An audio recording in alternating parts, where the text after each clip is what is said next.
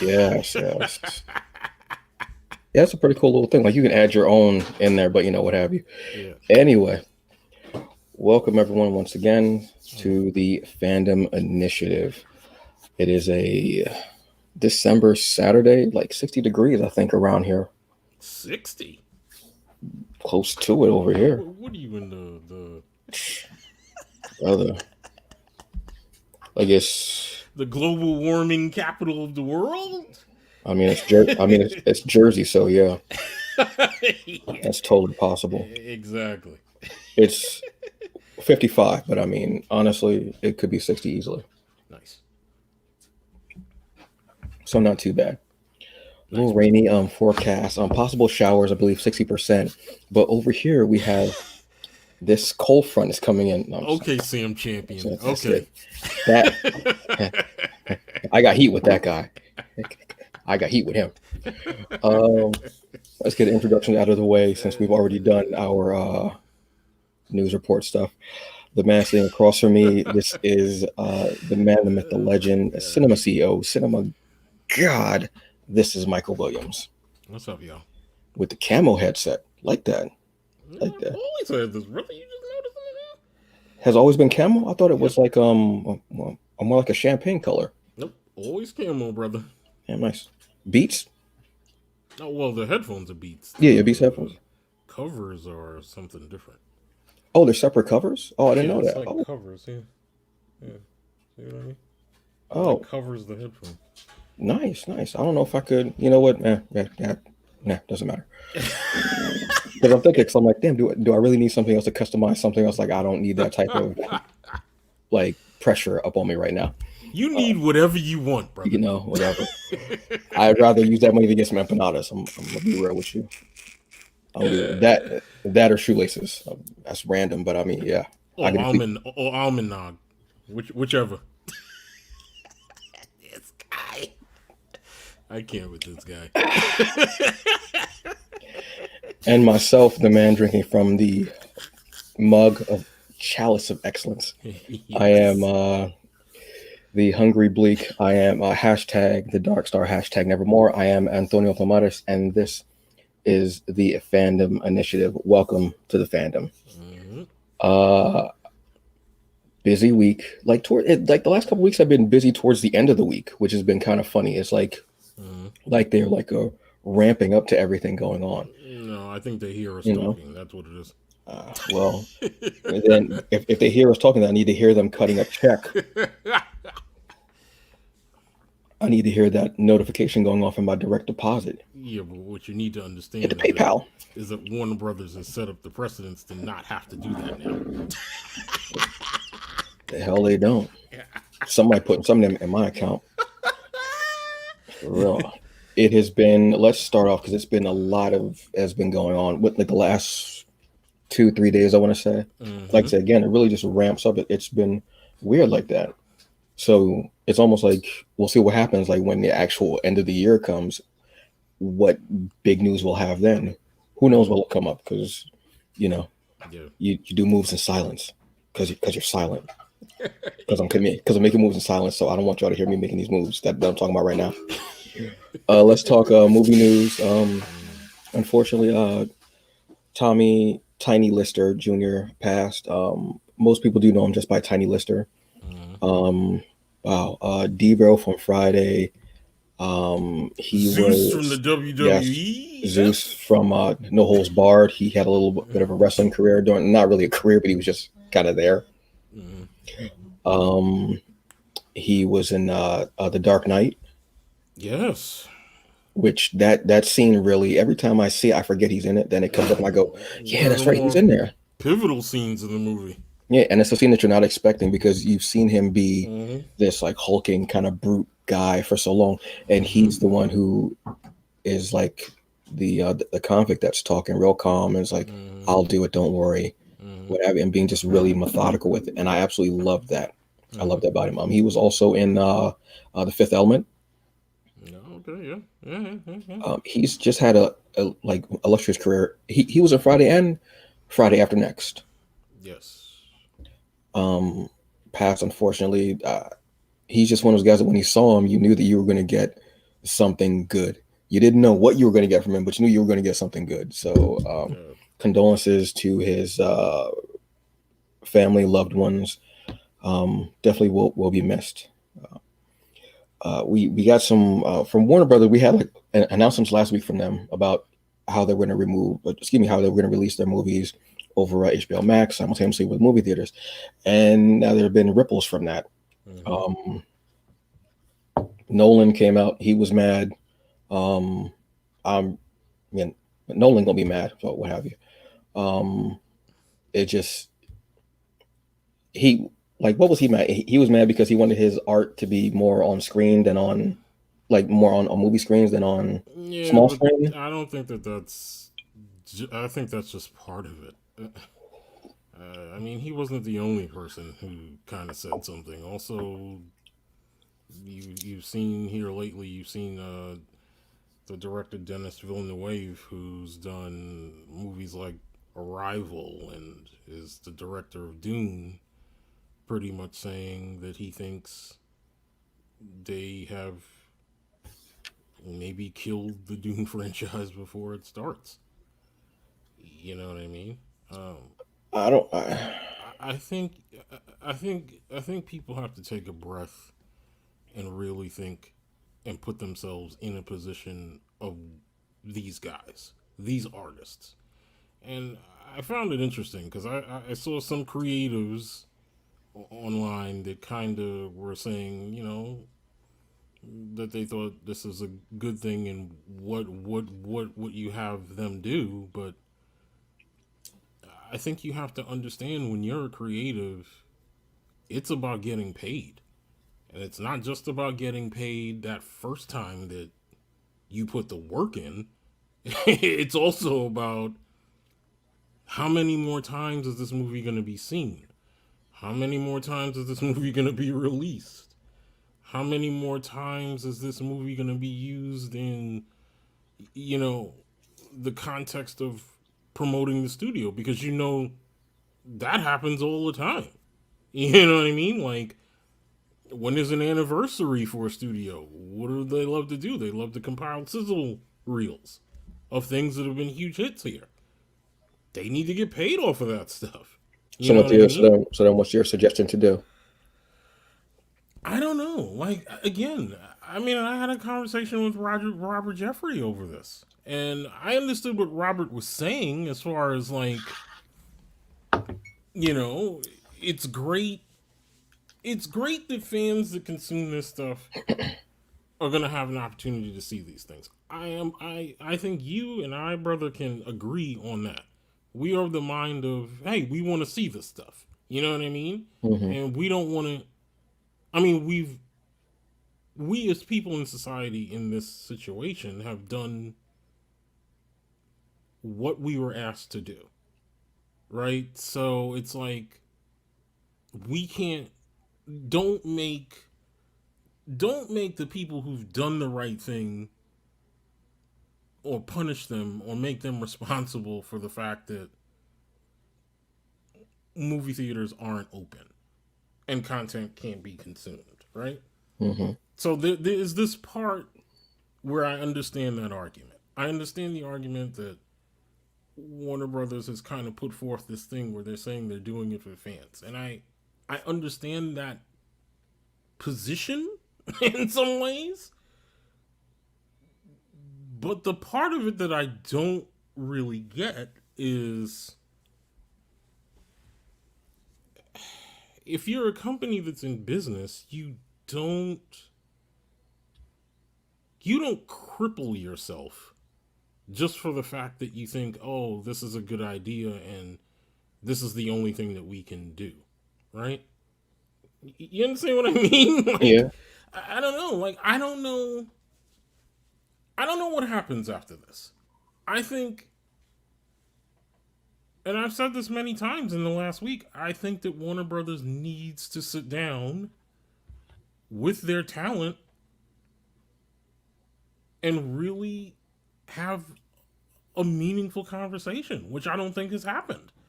I think that they made a decision. They didn't really let creatives know. They didn't let creatives representation know until it was too late.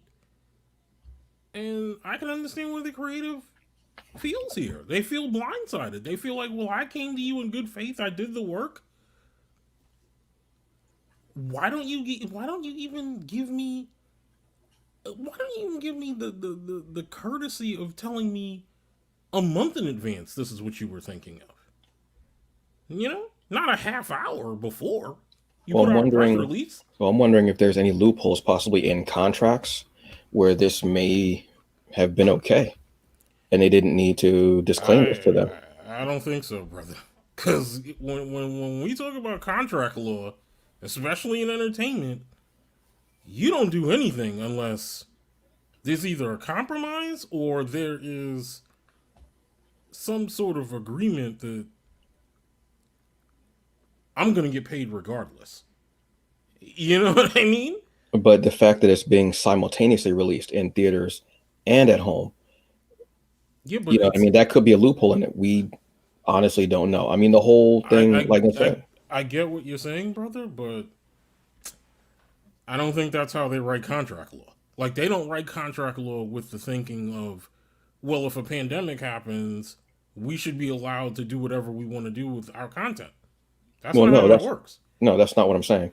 What I'm saying is that possibly there's a loophole with it because it's still being in theaters. Right, but I think when you do a negotiation like that, you're negotiating separately not only for theatrical, you're negotiating for what a lot of people do right now is like they take the money off the back end of it. Yeah, You know what I mean? And in some ways in some ways you kind of have jeopardized the back end of it now because more people are going to watch it in the month that they're going to be allowed to watch it at home than they would waiting for it to come on VOD and then buying it. You know what I mean? like I said, this is unprecedented. Nobody knows what to do. My thing is that, and I get really annoyed by this.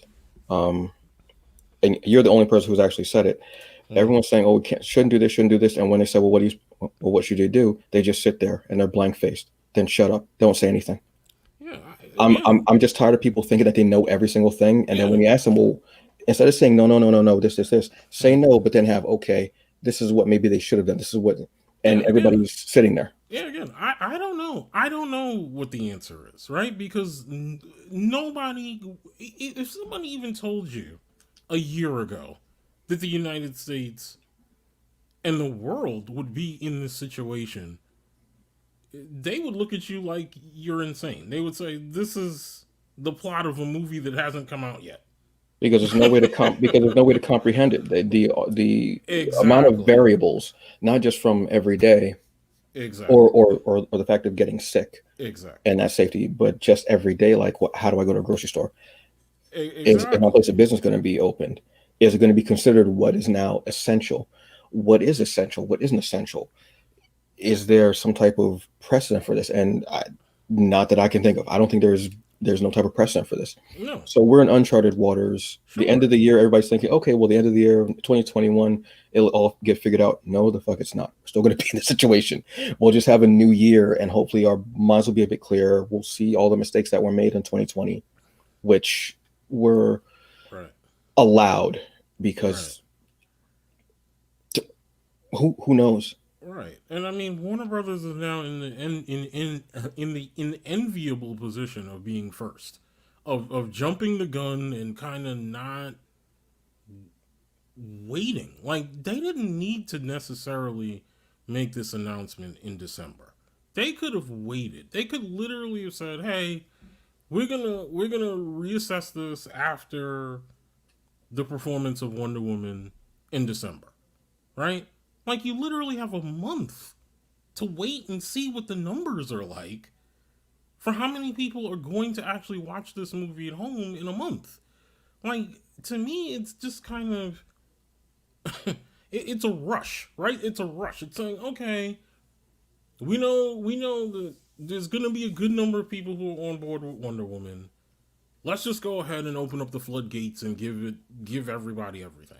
Okay, if that's what you want to do, but you know, and I said it, and I said it to Robert Jeffrey this week. I said, I almost feel like what they are trying to do is they're trying to force Disney's hand, right?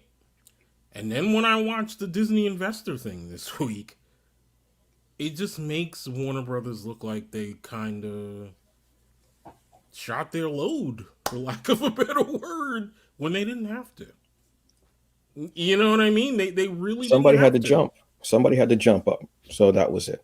You Yeah. know, I mean, they saw what happened with Mulan, how that was received, either or, what have you, and they figured, okay, do Wonder Woman. Then they're like, you know, what the hell with it, man? It's like what 5 o'clock in the afternoon. All right, cool. Let's just jump this out. Whatever. You know, and it was also, Again, yeah, and it was also something that I mentioned to Robert, that I was like, it's also, we're also now in a situation where properties need to be developed exclusively for streaming, especially now. Like when you do not know how long people are going to be at home, you have to have content that either you have been sitting on for a while that hasn't been released, and that now you can kind of say this is where we want it all to go, right? Or you have to have had in mind from the very beginning, streaming is what's going to be the centerpiece of our entertainment pipeline going forward. We're not abandoning theatrical at all, but we just realized that this is what people have wanted. We're going to give it to them, and we're going to give them the best quality that we can give them, theatrical quality stuff on streaming, and that's it. and that's what had to be done. I mean, Netflix is just sitting there like, oh, so y'all late, y'all coming out like Netflix was doing this, you know, the And giving us blockbuster and movies that's in a what summer I'm like saying. blockbuster. And that's what I'm saying. Like, Netflix was already there, I and think, and Hulu. I shouldn't dismiss Hulu or Amazon yeah, either yeah, because they've been there. yeah, They're yeah.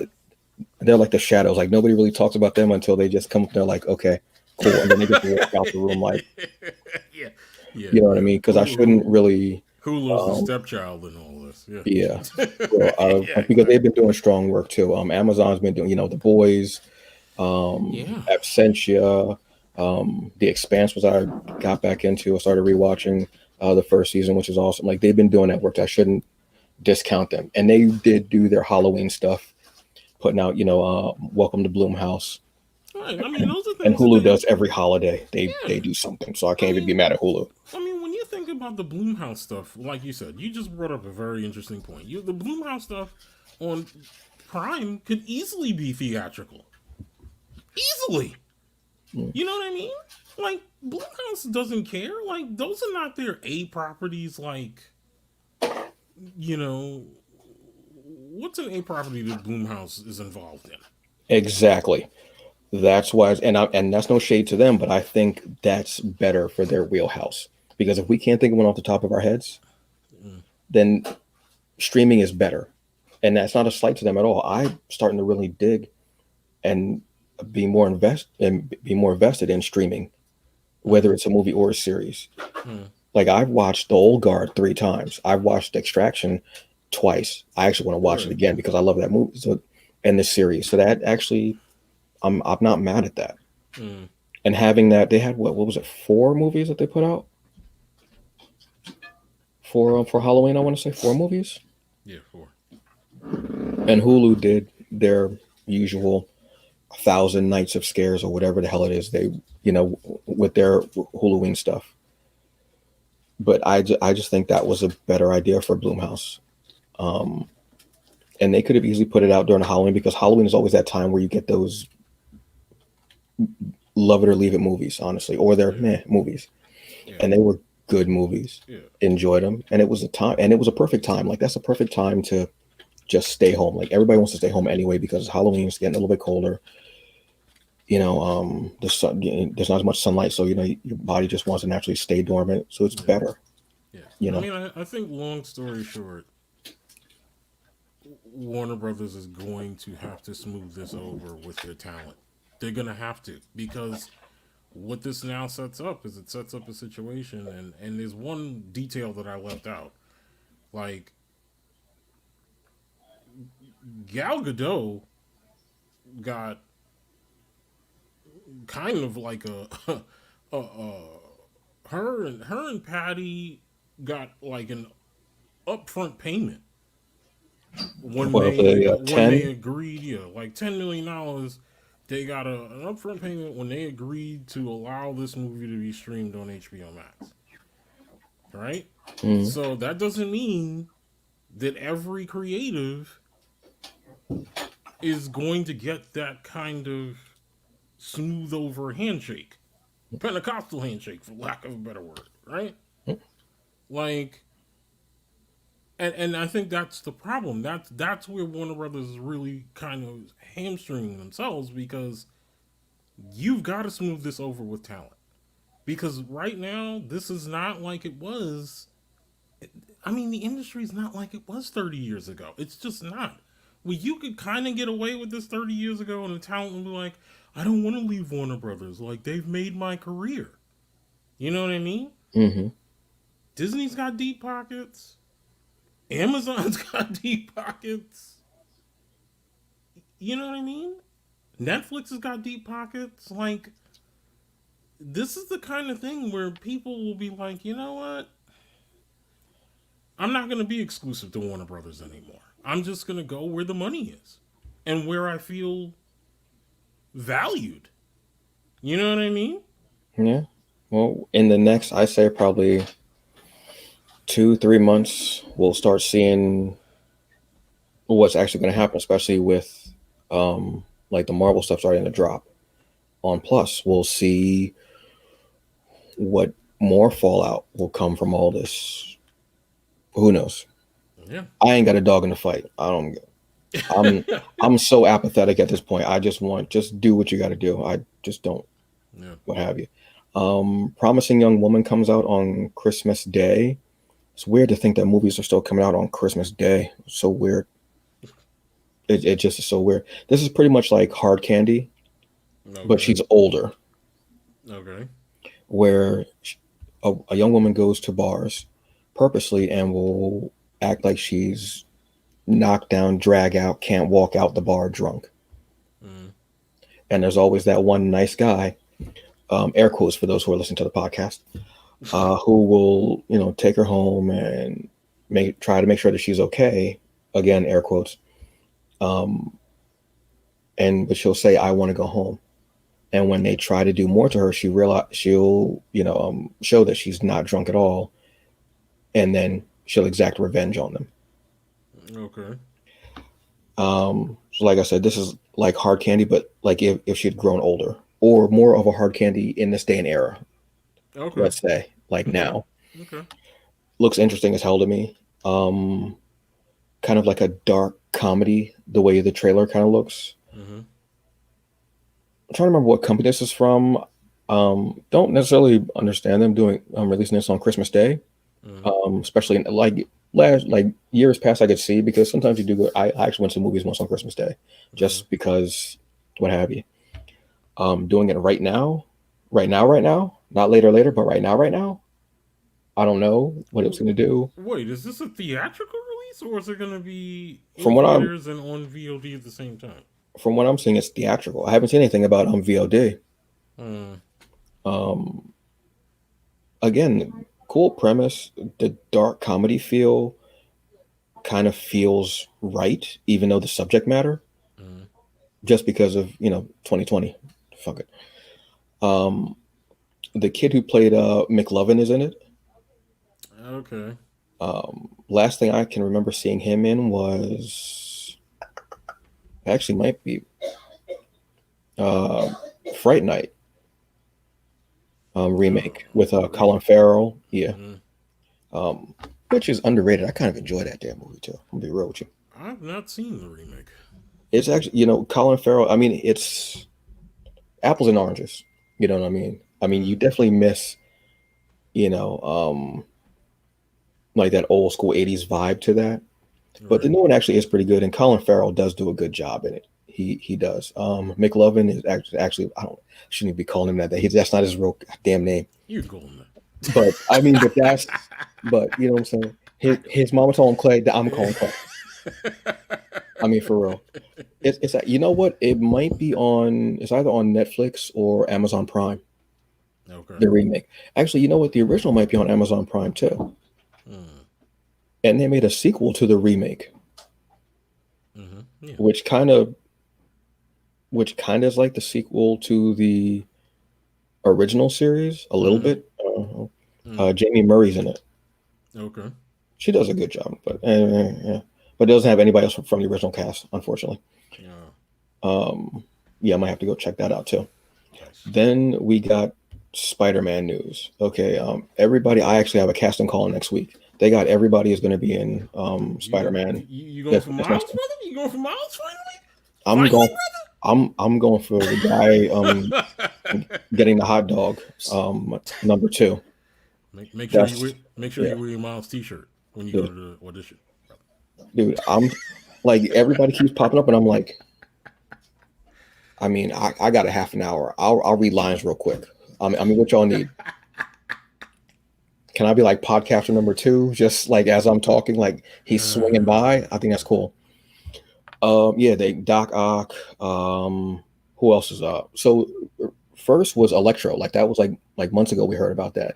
Then heard the rumblings about Doc Ock. Now Doc Ock. Then Garfield, McGuire, Dunst. Trying to think of who else. That might be everybody that I can think of so far, but it just seems like they're bringing everybody back from the older movies, which I'm not mad about. Some people are a bit upset, which this I can totally understand, and I wasn't really thinking about it. They're saying, "Oh, we're getting a live action Into the Spider Verse movie," which I don't know what the plot is going to be, but that's what it feels like. Mm-hmm.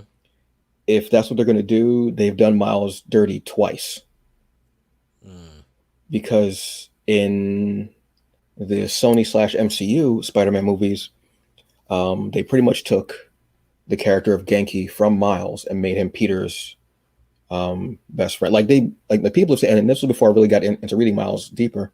They pretty much said that Peter was Miles because he was outgoing. They just changed everything to Peter, so it was pretty much Miles's like personality wise, his best friend, stuff like that. And then for this, because let's be honest, Into Spider Verse is still big. It's still huge. It still has ripples. I mean, the game is phenomenal, and I'll be honest with you, it's better than the original game.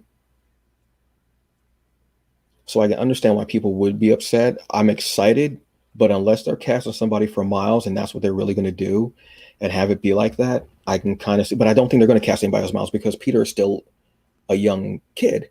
I don't know, brother. I don't think they're gonna tell you until the very last minute that Miles is gonna be in this movie. One, because I Well, think no, but I mean the fact that he's so young to begin with, Miles, because Miles right, is younger than Peter, obviously. right. But Peter is still what in high school? I want to say is what his school like balances out to be. But let's not forget though. See, I don't know. I don't want to sound like holier than thou, right? Because I know everyone has an opinion and they're entitled to it. That's fine. I think a lot of people are just getting mad because they want to get mad, right? But whatever. Um, we know that Miles exists in this universe Hmm. because we've already been introduced to the guy who becomes Prowler, and that was Donald Glover's character. Well, that was an Amazing Spider-Man, wasn't it? Or Amazing Spider-Man 2? That wasn't in the MCU movies. That was in the MCU movies. That was in the first one. People Donald forgot Glover? about that. Donald Yes. Glover. That wasn't in Amazing Spider-Man 1 or 2? No, that was in Homecoming. He's in Homecoming. I thought it was in the Amazing one. No, But still, how old is he going to be?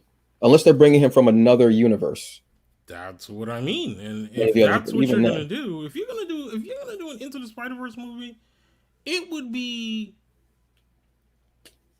criminal unless Sony is the people who are telling you they don't want him in the movie for the MCU to ignore that one of the largest and most impactful characters in Miles Morales is not in a live action riff, because it's not going to be like that first movie, that animated movie at all. Like, I almost wish they don't pull anything from that animated movie, because that animated movie should stand on its own for what it is, right? But I can't believe that if they're asking for the MCU's help, the MCU would not insist that Miles Morales be in any type of Spider-Man movie. Well, everything else, I mean, they're pretty much carbon a Right. copy of everything. The Right. only person we haven't seen is Spider-Man Noir, Spider Ham, And you might and and you might see that. the anime Spider. I can't remember the two characters' names. You know, That would be bad. That would be insane if Spider-Man Noir showed up in a live action movie and it was actually being played by Nicolas Cage. I think I just rather him voice the character and not actually be there. I'm gonna be real with you because he's got some show that he's starting up about like the origin of curse words, which is interesting and seems so profound for him. This guy. I don't know. I'm dead No, serious. no, That was not like, you. I'm saying oh, this him. guy, the Nicolas Cage. Yeah, this Which I guy. wonder how that project even come about and what channels it on. Because I'm T-Bowing the hell out of that DVR. That sounds interesting as hell to me. I'm gonna be real with you. Yeah. But if they're able to pull off whatever they want to pull off, having everyone in it, because I'm trying to think. No, they never do mention. No, they just mention Miles. They don't mention parents or anything like that. Because I wonder where they would go with that. Because in the comic, um, father actually is an undercover Shield agent or retired. I'm trying to remember, something like that. Even I'm trying to think of what else. Yeah, but that's everything they're pulling from that. So we And get a Gwen. yeah, Wait, no. Has she been announced for it? I haven't heard anything about her yet. no, but Um, uh, to piggyback on what you just said about Gwen,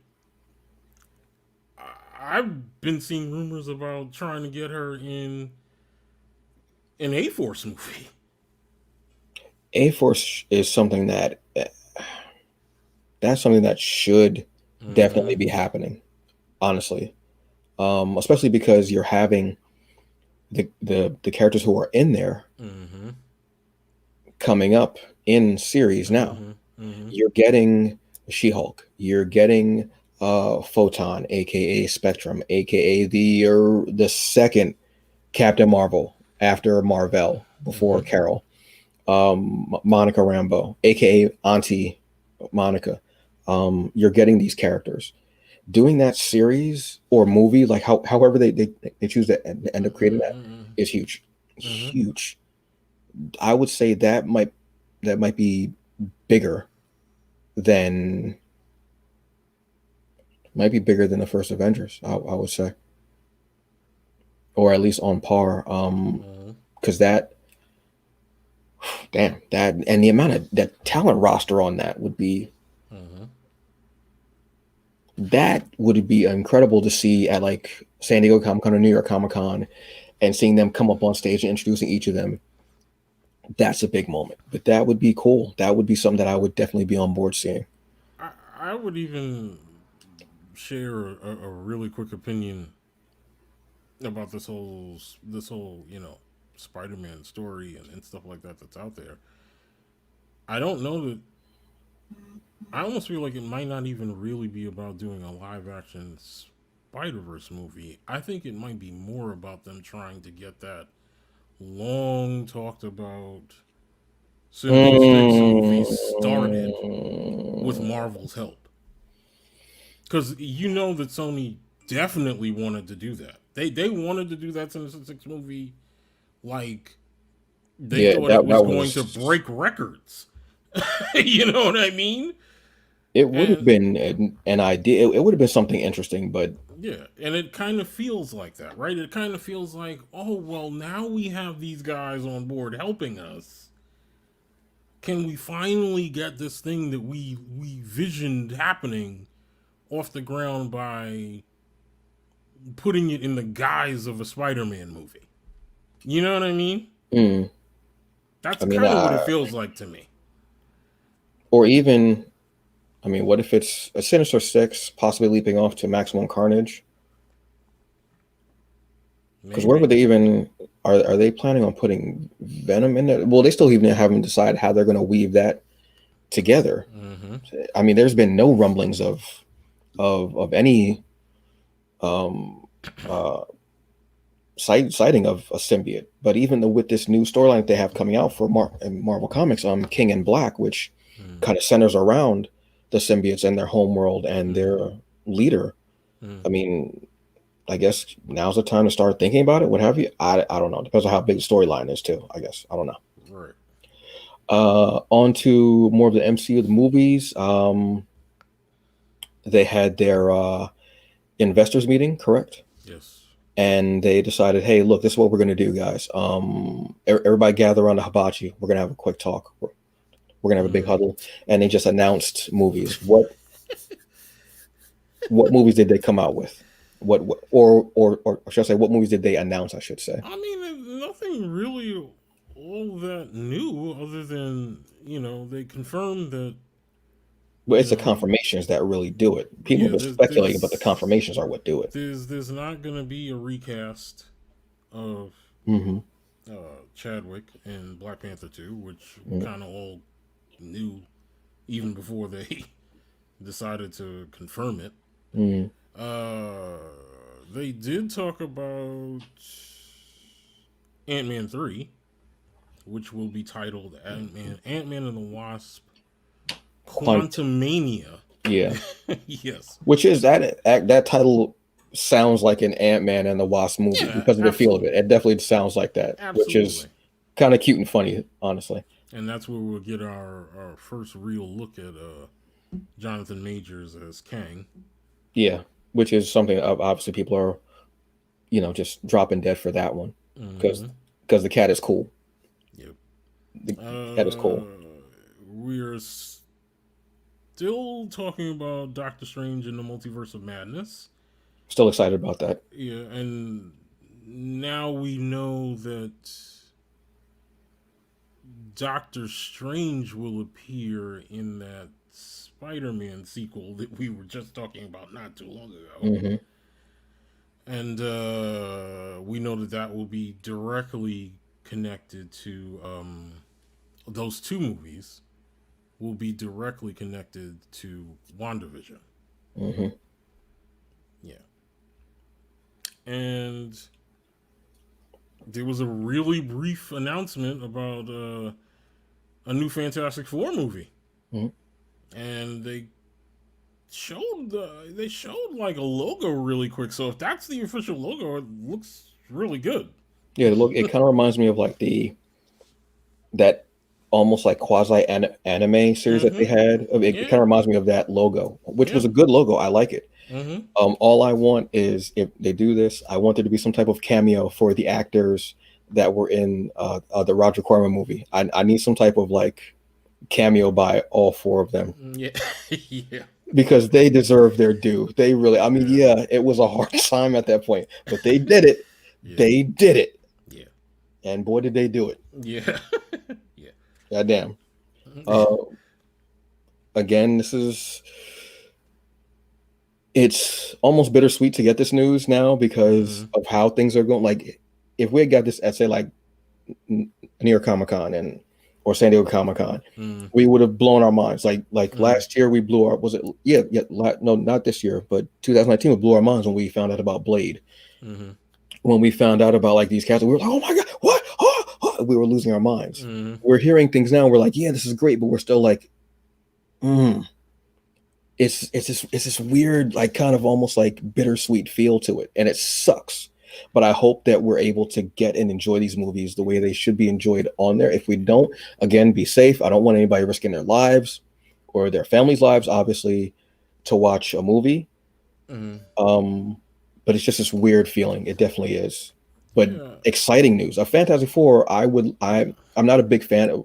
I shouldn't say I'm a big fan. I'm not a big reader of them, Mm-hmm. but I want to see them done nicely. And this is no shade to the other movies or the actors that were in the movies. But I'm Mm-hmm. not throwing Mm-hmm. shade to them. But yeah, seeing them and who they would cast as each role. Yeah, Mm-hmm. Mm-hmm. I'm excited about that. Yeah, I mean, I think this Disney investor thing,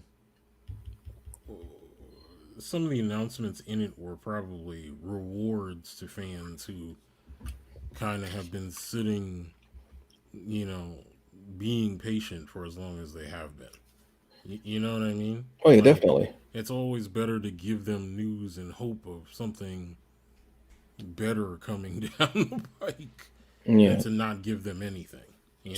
something that they can look forward to in 2021 or 2022 or whatever. Something that they can look forward to kind of be the mouthwash or the palate cleanser to Yeah, 2020 absolutely. because it's been a rough one on a lot of us for a plethora of reasons. Yeah. So on to TV and streaming news, and to Mm. segue from uh, the investor meeting to the second part of the investor meeting. And it was like, Yeah, okay, exactly. we sat around the hibachi, everybody ate. Now let's go get some soft serve. This is what we're gonna do. So Disney Plus was announced that there are gonna be Mm, 10 Marvel series and 10 Star Wars series. yeah. We had things like Ironheart, which yes, on everything, yes. And Yes. bring Eve Ewing in on that project, damn it.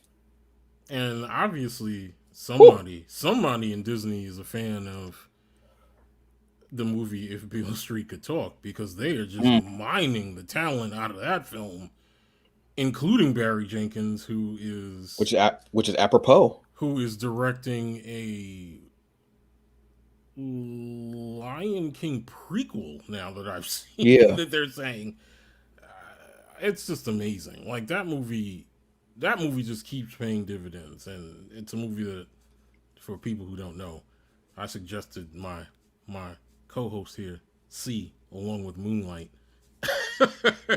Oh, I thought you were talking about Lion King. I was like, I ain't No, see that, no, brother. no, no, no, no, not I lying. ain't see that. Nah, No, I ain't see that. if No, Beale no. Street Could Talk Yeah, and that. Moonlight Yeah. were two movies I highly recommended to this brother to my left on the screen If we here. get even an ounce of how things are shot, and then with that Marvel feel, Mhm. like that's what I love.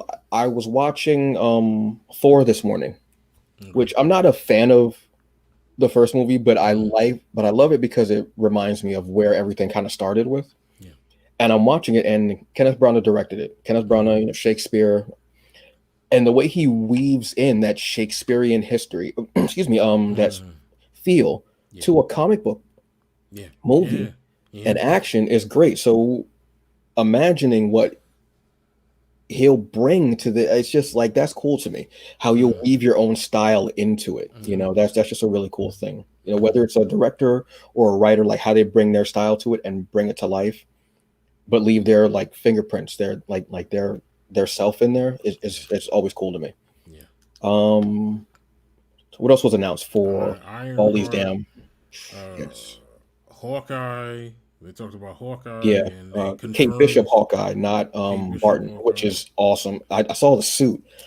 Oh, I and need they that jacket. yeah, and they confirmed they confirmed what's her name? Hmm. I'm trying to think what the actress's name for Kate Bishop. Uh, Haley Steinfeld. Oh yes, yes, yes. Yes, they confirmed her.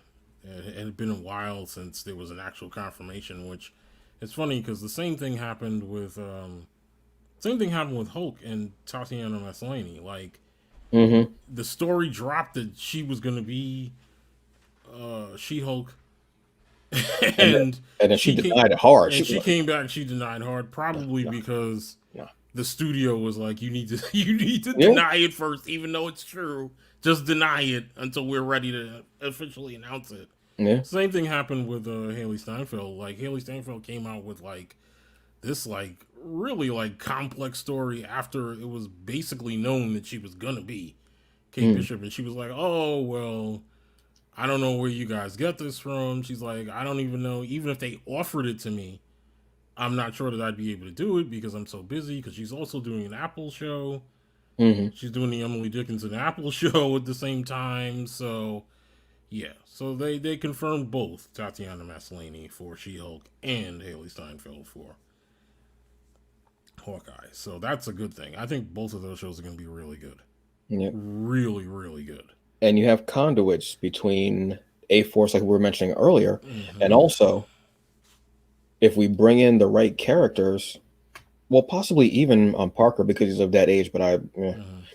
champions Yeah, yeah, yeah. because we're also getting Ms. Marvel, Kamala Khan. Yep. That's it's Yep. more like I'm excited about the actual shows, but I'm excited about the storytelling and the links because nobody knew the links that we were going to have Mm-hmm. from Iron Man to Endgame. Mm-hmm. You didn't see the strings until the puppet was fully formed. Right. Then when so and this is and again you all know I do not like to uh jump the gun as far as like trying to figure out a story, what have you. That's Mm-hmm. not my thing. I like to enjoy the story, but seeing everything being put together in their places and going, ooh, they could do this, they could do that, they could do this. It's just really cool to me. Yeah, and I That's what I get think excited about. yeah, and I think it's funny that you say that though, and it's very apropos the way that you say it, right? Like the whole storytelling and world building aspect that Marvel has now created. Because you and I had a conversation a long time ago about this, brother, where we were like, "This is how you do it post Endgame." Right? Like now you have the streaming service to be able to tide people over between movies Hmm. and continue to kind of build the story, right? Like you can focus on things that maybe like a line in the film that's kind of a throwaway line, right? Yeah. Like at the time that you're watching it, you think it's a throwaway line. You're like, oh well, I kind of know what they're talking about, but we haven't really seen it. Right. Now you can tell that story prior to that throwaway line. And then when you hear it in the movie, you're like, oh, I know exactly what they mean because I've Yeah. already seen it. Yeah. Right? So I think some of the other things that they announced are very interesting too, that could be like things that happen only self contained in the world of streaming,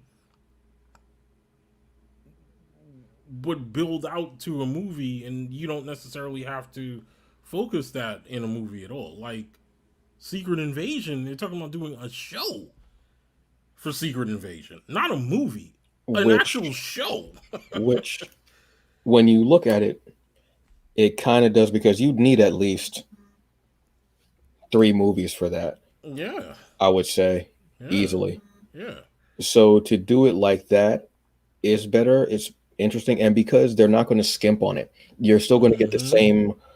Um, and this is no shade, obviously, to actors Mm-hmm. that just do TV or such, what have you. Mm-hmm. Mm-hmm. But you're going to get that same cinematic quality as far as who's there. You're not going to have someone like they used to do back in the 90s and 80s, where you get like a Mm-hmm. TV actor Mm-hmm. to play that actor. Yep. Yep. You know what I mean? Like Yep. like Yep. like, I know what like you you're going mean. to get that. I know exactly what you mean. You Yeah. know, you're you're not going to get the off-brand version of Samuel L. Jackson. Yeah. Exactly. Um, Exactly. you're not going to get the great value version of of someone. You're going to Yeah. get that actor. Yeah. You mean sort of like when they cast this guy, Sticky Fingers, as Blade in the Blade show? Yeah, yeah. We're not going to talk about that right now. That was Blade's cousin, Switchblade. I know, That brother. was his cousin. But I get where you're going with it, But brother. I yeah, completely like understand what you mean. Yeah. Yeah. because they're finally starting to see because the quality of TV is there, the money is there, Mm-hmm. and also the demand from people is there. Yep. Because I wanted something like, yes, give us more of that original content on the stream service. You got it there, do it. Yep. And now coming to fruition. Hey, guys, just cut me the check. It's Yeah, cool. Don't worry about it. Just cut exactly. me the check. And I think Mackie, cut the check. yeah. And I think the thing about it though is it almost allows them, the actor, right, to Hmm. do the other things that they want to do that aren't necessarily attached to just the MCU. Yeah. Like there was a time in these IPs where you would be pretty much stuck doing that movie or that character for maybe 10 years of your life and Mm, you really weren't doing anything else. yeah. You know what I mean? But now it's become so easy for the actor to continue doing that character, but do the other things that they want to do when they have the time to do it and work it out in the schedule. Yeah. You know what I mean? And I mean, when you hear Kevin Feige get up there and talk about Falcon and Winter Soldier being literally a Marvel movie that's broken up into 6 episodes, Which is that's you the get type of quality you need. really hyped when somebody says that, right? Because you can Mhm. imagine what the scale of this thing is going to be, and from that trailer they showed, that scale is going to be huge. Which is what you have to do. You have to tell these in depth again. Just cut me the damn check in order to get these stories done Yeah, properly. yeah, You have to do a series. You can't when you do a movie. There's so many things that you miss. So yeah, many details. So much depth of character. yeah, The Phoenix Saga has to be done as a series. Movies, 3 movies, I guess. Series, I would say 10 episodes.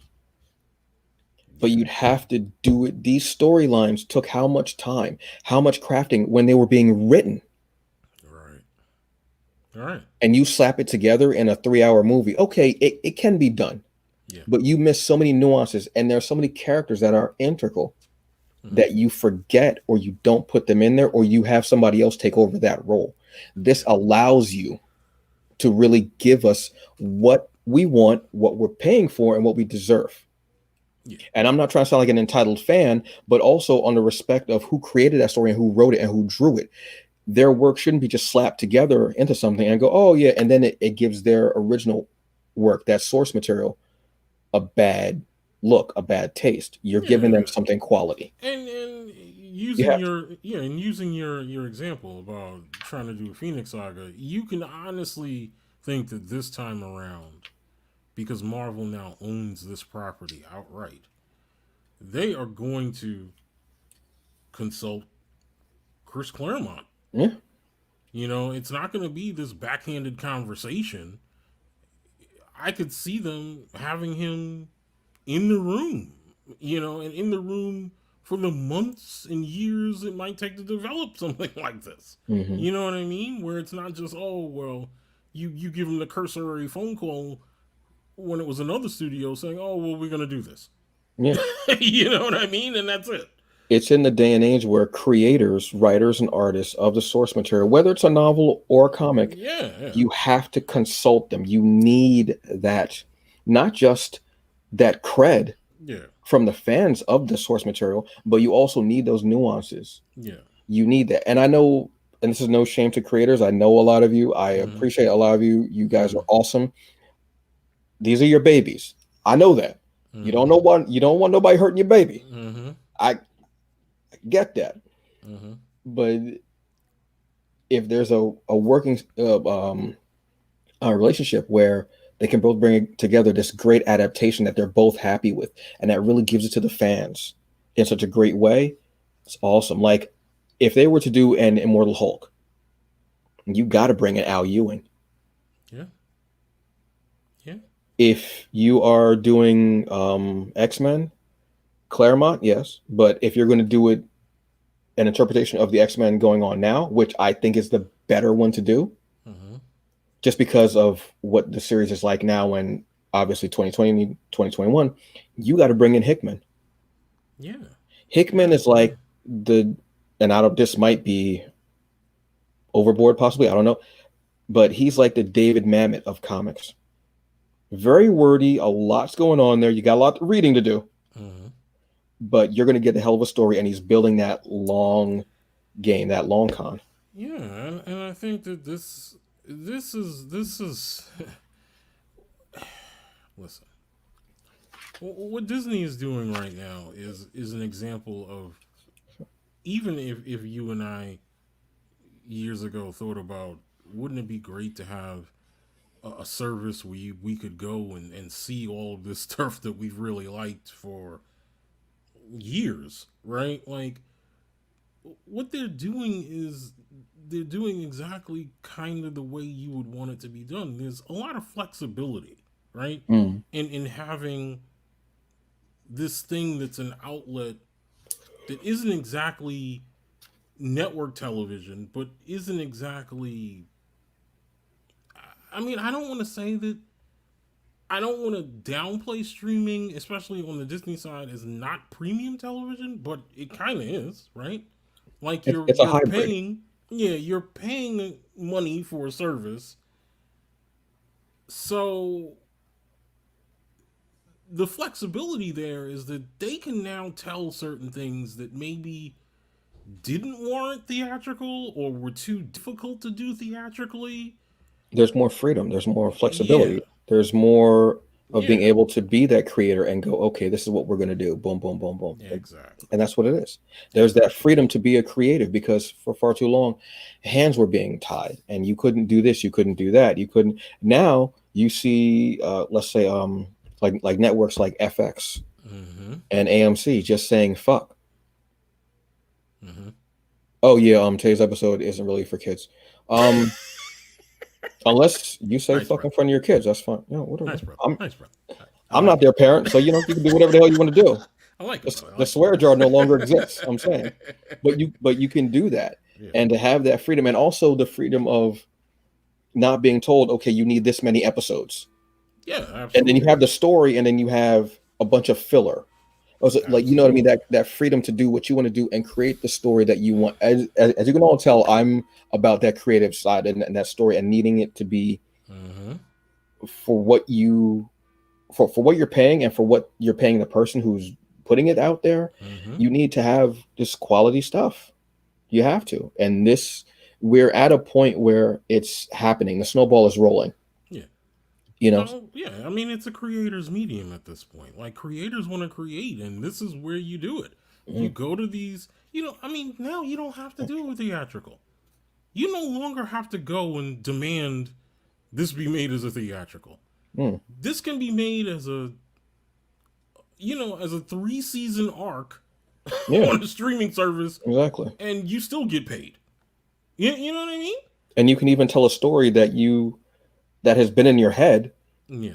that you haven't even put down. You're like, well, you know what? If you guys want to do a fourth season, I was thinking about this, could be this, and put it And out there. yes. You know what sucks? Dolomite was made in the wrong time. Yeah, brother. Rudy Ray Moore would have been, and the irony is, Rudy Ray Moore's story is on Netflix. Yes, yes, yes. This cat would have cleaned up on Netflix. Yeah, absolutely. There would have been an N at the top of all of his like Netflix Mm-hmm. original stuff. Mm-hmm. Honestly, It's it's the truth. It's the he was truth. ahead of his time. Yeah. Yeah. You know, and it's always amazing to me not even knowing that you're ahead of your time, but you have this is what I want to do. I want to do this and do that, and everybody laughing at him. Oh, what have you not going to do this? And now Yeah. Yeah. it's amazing. There were also Star Wars shows that were brought up. Rogue Squadron, which is going to be directed by Patty Jenkins, Rogue I believe. Squadron is going to be a theatrical movie. Oh, I thought that was Disney Plus. Oh, that's going to be theatrical. I mean, they announced it as part of the Disney Plus Star Wars sort of Oh, all right. expansion of universe. Yeah, because it's going to be set in that, like, The Mandalorian has become a time period, Yeah. which I think is interesting Yeah. because they're also going to have Ashaka Ashoka's gonna or be Ashoka thing. Ashoka's going to Ashoka's get gonna be the Bad Batch. Bad Everyone, Batch. I've already seen the memes, guys. I've seen the memes replacing the I with the A. Yeah. Very clever. Yeah. Rangers of the New Republic, which I'm Yes. assuming Cara Dune, Gia Carano's character, is gonna be heading up that Mm. show. Um, yeah, but I mean, you and I talked about this a long time ago. Said that the future of developing Star Wars would be through Disney Plus. Because that's been the best, and it's not. I'm not trying to be funny. It's not trying to shade anything or what have Mm-hmm. you. Again, I have no dog in the fight. I know I say cut the check, but nobody's cutting me a check. Yeah, And even if they were cutting me a check, I still would say what I want. yeah, The Mandalorian has been the best Star Wars thing Yeah. Live action, Yeah. I will say, because a lot of people love the Clone Wars series, like the anime series, but people love them. It has been the best thing out there. The last two Yeah. episodes have been less than 40 minutes, and they have been so damn good. Pulse pounding. Yeah, yeah, Yeah. bring it. I think the two projects that really stand out to me in that Star Wars presentation that have me kind of intrigued and excited are there was an announcement for a project called the Acolyte. I don't know if you saw that. The No, Acolyte no, is I didn't it's see that. Acolyte is supposed to be a old end of the description was the end of the old Republic pre Sith story about the dark side of the Force, Mm. and it's being That yeah, de- the actually. Ooh, is yeah, that could and it's that possibly be the story of Starkiller I don't know. I from the? It would be interesting if it was, wouldn't That would be just don't get the actor. Just don't get that actor. Just no shade to him, but just don't get that actor, please. it? I Yes, don't. yes. The brother kind of killed a few things for me. Yeah, and it's being developed by the woman who created Russian Doll for Netflix. Oh shit, yeah. All right, Yeah. yeah. All right, bring. I still need to finish that because that's a really interesting ass series. That Yeah, it really so is. I'm Cool. already kind of interested in that. I mean, obviously I'm interested in all of the Star Wars universe shows that they're doing, but Mm, when you do something like that we kind of very rarely get to see, like, you know, how the Sith as we know them now to be hmm. probably evolved over time. That kind of that kind of rings a bell in my head already. That's something I definitely would like to see. And the Rogue Squadron announcement, which they didn't show a they didn't show a trailer for it on the thing that I was watching it on, because when they were doing it live, the investors thing, Hmm. there are some things that they just can't show, Oh, right? Because they yeah, don't have the obviously, rights to yeah. show. But the next day, I saw on YouTube someone put up this teaser trailer for Rogue Squadron. I'm like, what? I'm like, so I watched it, and it's such a good trailer that's not an actual trailer. It's Mm, basically Patty Jenkins rolling around on rollerblades, hmm. and they don't really show her at first. Like, they show someone on rollerblades, but the perspective is kind of like how fast you can go Yeah. in different directions on rollerblades, right? And then you hear her talking, and she's talking about, like, things that have happened to her in her life, and I think her dad was a fighter pilot in his life, and she had always kind of been, you know, attracted to the whole notion of fighter pilots and who's the best pilot and things like that. And then she sits Okay. down and she takes off the rollerblades, and she's talking about, that this is a movie that she's kind of always wanted to make. And then as the as the trailer is ending, you see her putting on this orange jumpsuit. And then she puts on the actual Rogue Squadron helmet and walks away from the camera towards an X-wing in the background. Hmm. So I am interested in seeing what she does with a movie like this, because she's done so many good things with I'm not mad at Alexa right that. now. I'm I not. know I'm not. exactly, I'm not. exactly. Hold on, let me stop that. Yeah, because we're gonna get beat up by Alexa, YouTube. stop. Sounds like he's talking to a dog. Alexa, stop! Exactly. Stop chewing on my slipper. Stop it! I'm very interested in seeing what she does with this, because as anybody knows, that what she did with Wonder Woman is she's very much a fan of Christopher Reeve Superman. Hmm. And there are a lot of things in that first Wonder Woman movie that will remind you of things from Christopher Reeve's first movie as Superman. Yeah.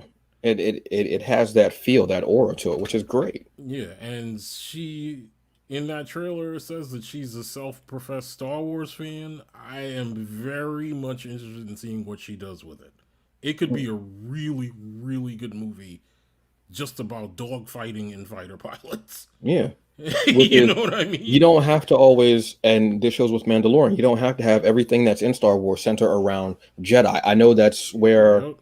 most of everything you think is supposed to happen, and that's the Mm-hmm. beauty of it. And yes, that is part of the beauty of it, but you can just have something that's self-contained and it Mm-hmm. be really great. Mm-hmm. And you might have little dabblings of what else is out there because you have to reference the rest of the universe, obviously, Yep. because you're self-aware. You know that there are other things out there, Yep. but still having that self-contained story that you can, do little things with Yep. is still cool. So, a lot of stuff coming out of there. Excited to see what's going to be up Yep. and what's coming out. Yep. Ava came out on Netflix Friday, no, Thursday. Thursday, I want to say. Mm-hmm. This is uh, Jessica Chastain. Mm-hmm. Plays an assassin who, it's kind of the usual story. I'm an assassin who starts to wonder about their job, and ends up getting turned on by their um, organization, air Yeah. quotes.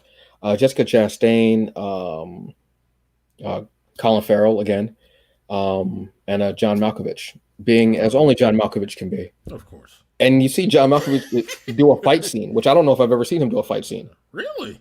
He does some hand-to-hand combat, and I was like, yeah, yeah, Interesting. run it. Interesting. Can we get an Equalizer 3 with him and Denzel? I'm just saying, can we get that, or can he be a guest star on Equalizer with Queen Latifah? I mean, is that possible? But the fight scenes were good, man. I dug it. I like revenge action stuff kind of vibe. Sometimes you just need a good movie just to wash away everything else. This is an hour and 40 minutes, I want to say. Mm-hmm. On Netflix. I enjoyed it, dug it. Jessica Chastain in a different way. Mm-hmm. It was kind of funny because the last thing I remember seeing her in was the X-Men movie. Oh yeah. And then seeing her do this, I was like, all right, cool, what have you. Yeah. It was just really cool. Just something fun to watch. Like I said, you can get it out in like an hour and 40 minutes, I want to say. Really, really quick about John Malkovich movies. I'm gonna make a Mhm. recommendation for you or a show. I don't know if you've seen it. Is it being John Malkovich? No. Okay, that's fair. All right. The New Pope? I've heard that's really good. That's what him, Jude Law. Yeah. Well, Who it's a else is on there? series. Yeah. The first part is just with Jude Law. That's the young Pope, and then the Oh, okay, sequel that's how it series is the runs. new Pope. Yes. You should Oh, that's watch the how it's new Pope. running. All right. Actually, you should watch them both. They are really, really good. But they're both called the new Pope, correct? Or are The they just called Pope? first one's called the Young Pope, Okay. All and right. the second one is the new Pope. All right. Something I got to work on these names. God damn. Yes. Can I just get Pope 1, Pope 2?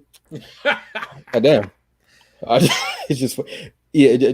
Oh, well, you know what? He may have had fight scenes in Red 2. I don't remember. I know he didn't have any fight scenes in Red 1. Yeah, he might have. He might have. I don't really remember it. I know I think that might actually be on Amazon Prime as well. I've just been going through movies that have been on Amazon and Netflix and such, what have you. As far as comic book news, excuse me, Richard Corbin of heavy metal fame passed away, unfortunately. Again, condolences to family and loved ones and friends. Yep. I mean, just iconic artist. For them, did some of the most groundbreaking stuff possible. Another loss, unfortunately. Will be missed, but still cherished in all the art and amazing content that you have provided throughout the many years. Thank you. Yep. As far as comic book news goes, we find out the identity of the DC Future State Batman. Okay. This was revealed in one of I believe in the Joker War stuff. It was been threaded throughout. I didn't read it, obviously. We all know how I feel. But I just thought this was interesting information because I do actually want to read the DC Future stuff. Just looks cool. We find out that it is Fox. Lucius Fox? Kim Fox. Aha! No. Yeah. So this is the estranged older brother, I believe, of Luke. Okay. aka Lucas Fox. Who Luke was Batwing after Luke was the second Batwing after David, forget his last name, the first Batwing, who was from Africa. Luke was the second, but he'll be taking over the Batman position in the DC Future State. Again, we don't know what the ramifications are going to be from Future State. I'm just enjoying it because of the names that are attached are phenomenal. The art designs I've seen have been ridiculous. And I've been looking on Comixology to pre-order this stuff, and it's not up yet because I just want this. I just love it. This is awesome. Um, yeah, so it's been threaded throughout. I didn't know that Luke had a brother, Okay. but I think his brother debuted like in 1979 or something like that, I want to say. Mm. So interesting. We'll see what Tim does. Wait, another Tim? They got Tim Drake though. God damn, man, seriously. Ugh. Wait, shouldn't he have an L name? Why shouldn't he have something like Leo? I don't know. Fuck whatever. Leon?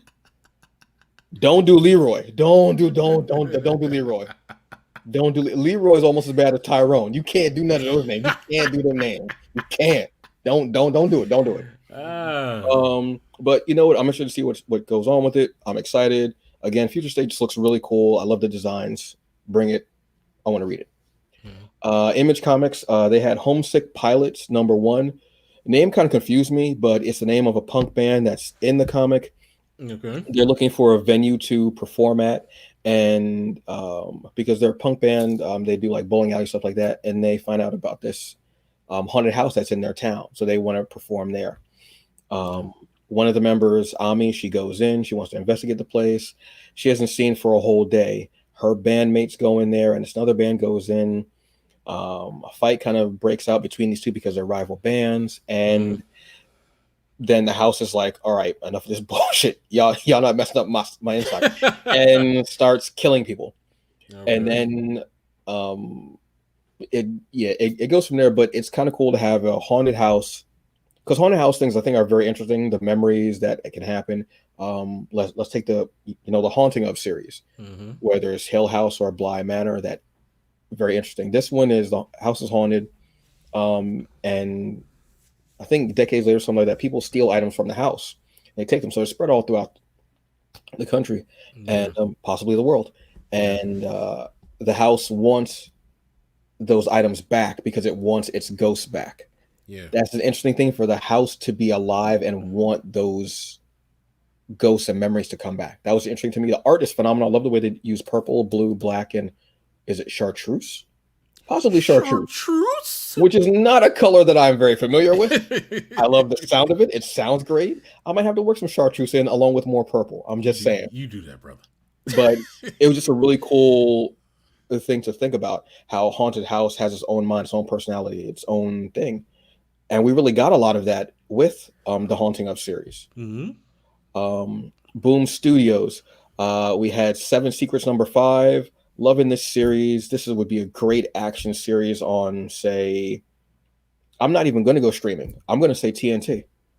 Oh, okay. Because it feels like something that I would see possibly produced or even like adapted by Jeffrey Thorne.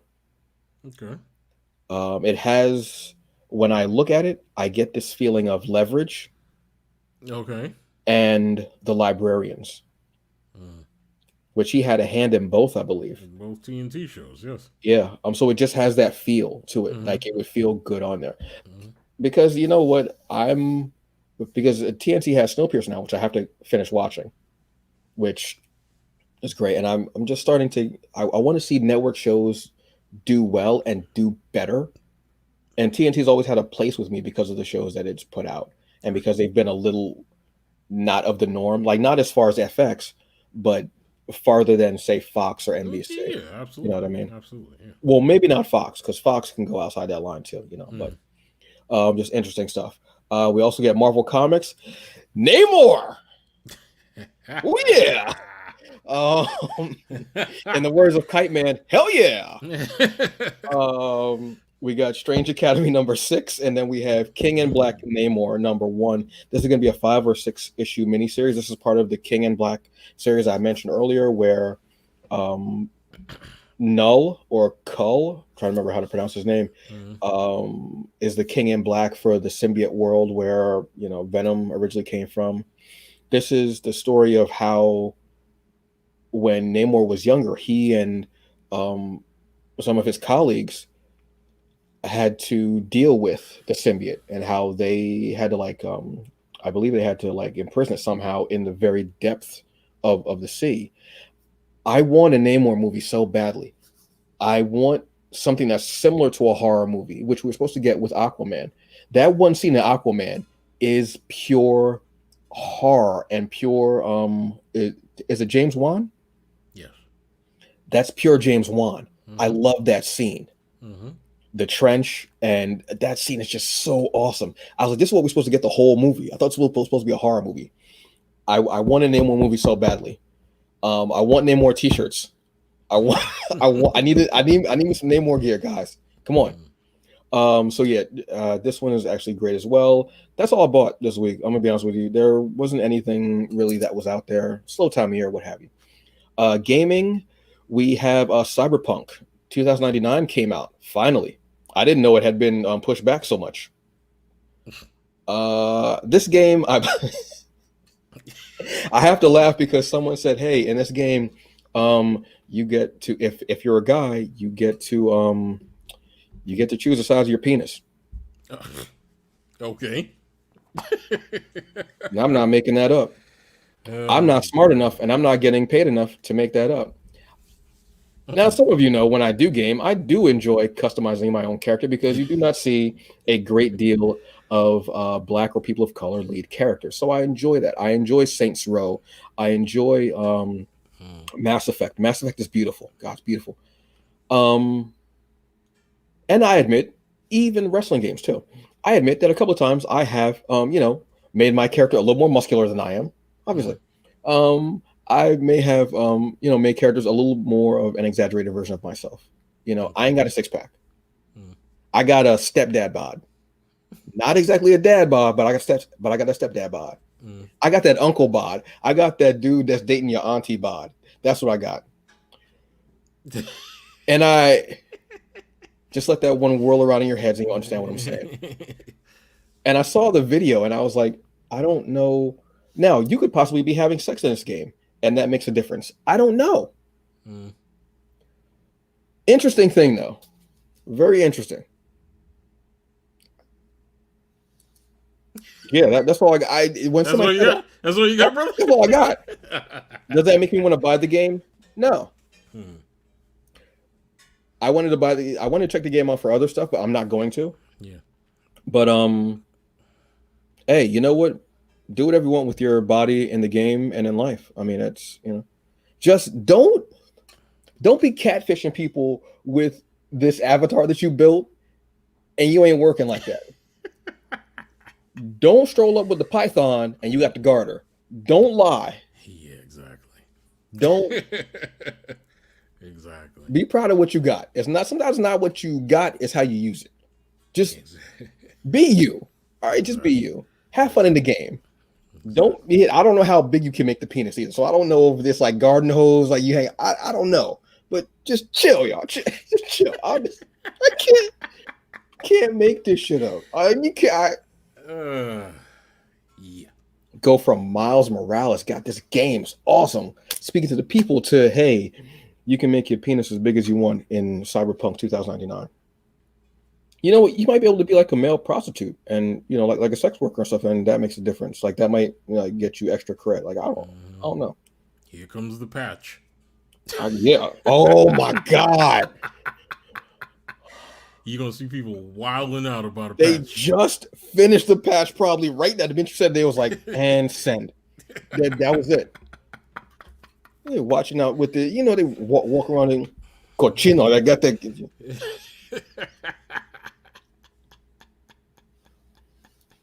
You're gonna need an extra hard drive just to save you. All right, I'm gonna stop. You need to expand your hard drive because your penis is too big. Exactly. We ain't got enough pixels. We need that 4K TV now. We need that 4K. We need that 4K TV. PS5 fail. Hard drive corrupt. Oh yes. rebuilding. I'm yeah. I just like, can you get VD in the game? I have so many questions. Yeah. And this is why no one will cut the check, because we go from analyzing and giving analytical, deep content to enlarged penis high Yes, hard drive jokes. yes, to the pure silliness of it all. Yes. I can't. And this shit caught me. I was like, but I'm like, okay, because you know me, I'm pretty, freewheeling. Hey, you know what? Do you? But then I'm like, Yeah. does it make a difference in how to, like, if it's too big, do you tip over when you're trying to run down the street from like police or something like that? Like, I'm wondering, like, does it make a, do you see the print in the, I have a lot of questions, y'all. I'm just saying, I got a lot of questions. And is there something equivalent for when you're making a female character? The camel toe. I mean, just is the print. Is it? I have a lot of questions. The show is not really for kids anymore. I'm gonna be real with you. Kind of left that behind. But this is just real talk. Like I'm being honest. Like, is there like, can you have like? I mean, obviously breasts. I figure because breasts they usually have it, and butt too they usually have it. But I'm wondering about the vagina. Can you do? If you have answers, look, you know what? I might go on social media. I really don't feel like going on Facebook because I can't stand most people. I'll be honest with you, because I'm just saying dumb shit. But can you have the and are you able to customize the pubic hair? Can you have the bush? Can you have the little strip? Can you put your initials? Like I'm saying, This guy. a lightning bolt. I'm just This guy. you know what would be cool? A music note. I haven't seen that before. A lightning bolt I've seen, but a music note would be kind of cool. I'm just saying. Oh my god. I need to open up an OnlyFans so I can ask these questions with people. Yeah. This would be cool. I saw the video and I was like, and I didn't know if it was a default or if that was one that he had already put. I didn't know, which I wanted to ask as well. But it was just a video that somebody shared. It wasn't like I could ask the person. It wasn't their personal video. But it's just very got a lot of questions. Got a lot of questions. And I'm not. But you know what? Let me DM Keanu Reeves so I can get blocked, because I want to ask him about these questions. I'll open with, "Hey man, really thought Knock Knock was a scary movie with a dark, like, comedic undertone. Hey, the penis is in Cyberpunk 2099. Can I? Hello? No? Okay, that's cool. Just gonna shut me down mid-sentence. All right, cool, bet. Exactly. I don't know. So yeah, go out and buy the game and let me know what's going on with it.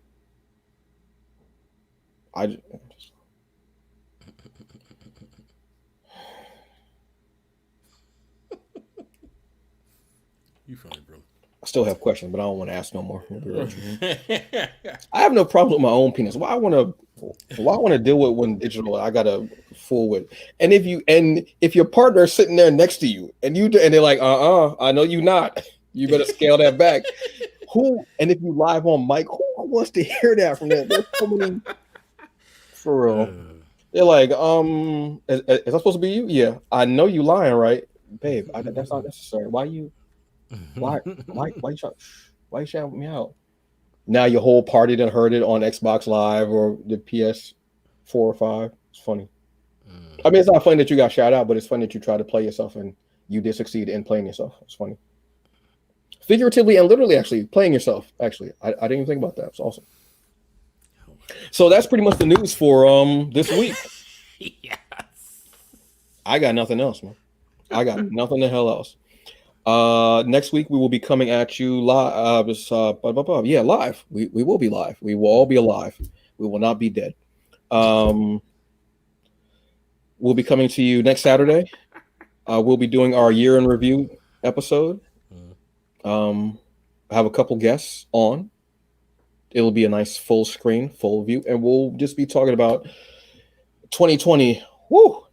And just some of the stuff that hit us, that caught us in the geekdom, from movies to TV to comics to gaming, just the plethora of things that are in the fandom. Because there's a lot happened this year, obviously with the COVID and everything, but just how people evolved and adapted and started bringing content in different ways, and still a lot of great projects that came out even with this, and great projects that that continued. It'll be very interesting. It's been a very interesting year, let's say. Mm-hmm. So we'll be coming to you next week, next Saturday. Like I said, we'll have some guests. Year in review. Join us. We'll be having all that good stuff. And to quote Linkin Park, and in the end, it doesn't really matter. See, that's long-term storytelling because I referenced it back to Linkin Park playing earlier. Yes, yes, yes, yes. I love a good story. I'm just saying. Brother, do you have any, as Jerry Springer would say, final thoughts? I watched a movie yesterday called Antebellum. Oh, you saw it? I did. How was it? Okay, that's a great review. No, That just told me brother, no. that sigh I don't because know I know how that to. Michael Williams I sigh. don't really know how to describe it to you. I know what they were trying to go for. Mm-hmm. The execution was not good. Okay, I've heard that about the movie. I've heard that because when it first came out, when it first I showed you the trailers, first came out, Mm-hmm. everyone was very excited. Oh, first off, Janelle Monáe, Mm-hmm. the subject matter like that. But then when people saw it, I did hear lackluster things about it, unfortunately. Yeah, I don't know. It's something about the structure of the movie that's just Mm, off. Like I know in their heads what they were trying to go for. hmm And the premise is great. The premise is great. Is it similar to Kindred from Octavia Butler, like back and forth in time? Yes. Okay, Well, yeah, that's all I can say about it because I don't want to okay, ruin oh, it for okay, people who haven't seen it. right, okay. But And where did you see it? Did you watch it on Amazon? Because I know it's on there and on demand, I believe. no, I didn't watch it on Amazon. I watched it by Oh, benefactor means. Yes. I know what you mean on that one. Yes, yes, yes. You know, Um, and I said it because Amina and I watched it yesterday. I think if you had a class where you taught these two movies, Annabellum and The Hunt, about oh why yes. both of them didn't work the way they should have, Mm. you'd have a pretty good class. The Hunt, because I watched that last week. Yeah, yeah, Yeah, last week. Matter of fact, I watched it. yeah. Very interesting. Interesting. Um, You saw what they were trying to go for, but there's yeah, something about it that just doesn't really line up all the way. I did At least enjoy for it me. though. For me, Yeah, though. yeah, Yeah. I did enjoy it. Yeah. Um, and I enjoyed actually the each of the people in their roles. Like they Mm-hmm. played their roles, even if it was just Mm-hmm. a small piece. They played it Mm-hmm. wonderfully. Like it Yeah. felt right. Absolutely. Um, and I understood what they were trying to do Yeah. in kind of switching the roles. Mm-hmm. Mm-hmm. Um, it was more of a comedy to me. Well, it was supposed to be like a satire comedy anyway, which it was Mm-hmm. definitely more of a satire comedy. Yeah. I thought it was going to be like a more serious, like hunting. Then I saw Mm. Ike. Burn holes. Yes, and I was like, Yeah. okay, all right, so we're going with this. All right, cool. And it, but that's not shade to him. That's not. I thought it was Yeah. going to be something else. Yeah. I did enjoy it. I felt what they were trying to do, and I could see why people didn't want to, maybe didn't attach to it as well because of the subject matter, Mm-hmm. Mm-hmm. which actually kind of adds to the subject matter. Yes.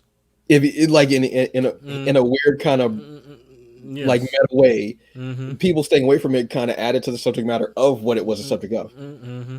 Um, if that's similar to what they were trying to do with Antebellum, then I honestly get what you're saying. Yeah, and I mean, again, I don't, I don't like comparing movies, right? Because it's unfair to do that, right? But Mm, when I watch something like Annabellum, I wonder how much better it might have been if Jordan Peele had done it. mm, And it's hard for me to. I don't want to put myself there because not everything can be Jordan Peele.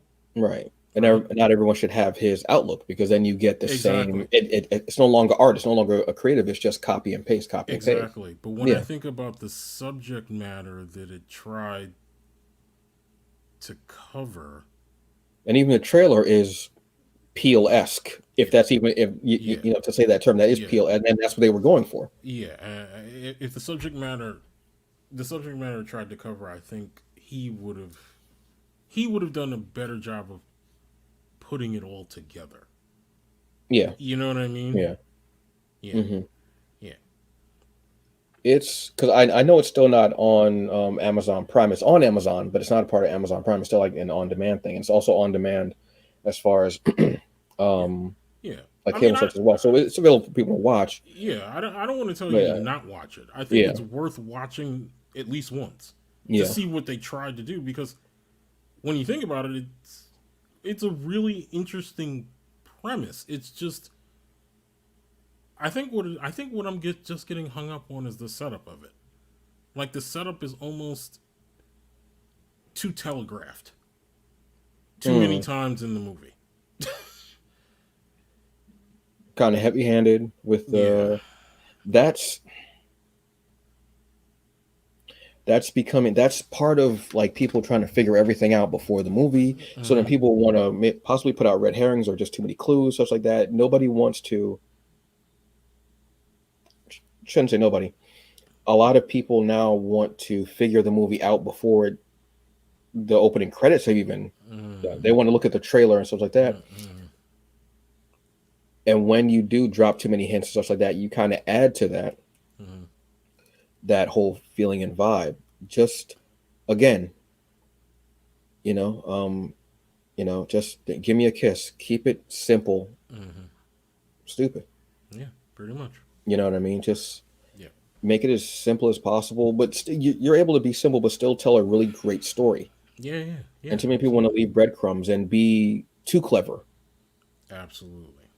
giving you too many winks and nods. Yeah. And that's what can kill it. That's honestly what can kill a whole movie experience and end up leaving you with a story like it feels shattered, it feels discombobulated. Like you get where somebody's going, Yeah. but they're going a roundabout way and a difficult way Yeah. to do it. Yeah. And it's one of the things that makes Jordan Peele's offerings, at least theatrically, just so unique than things that we've seen in the past is that they're almost movies that they demand you watch them again. Because there's just so much stuff going on. But his are random. You don't know what the you like. Wait, Yeah. what? That was part of it. What? Yeah. What? Yeah.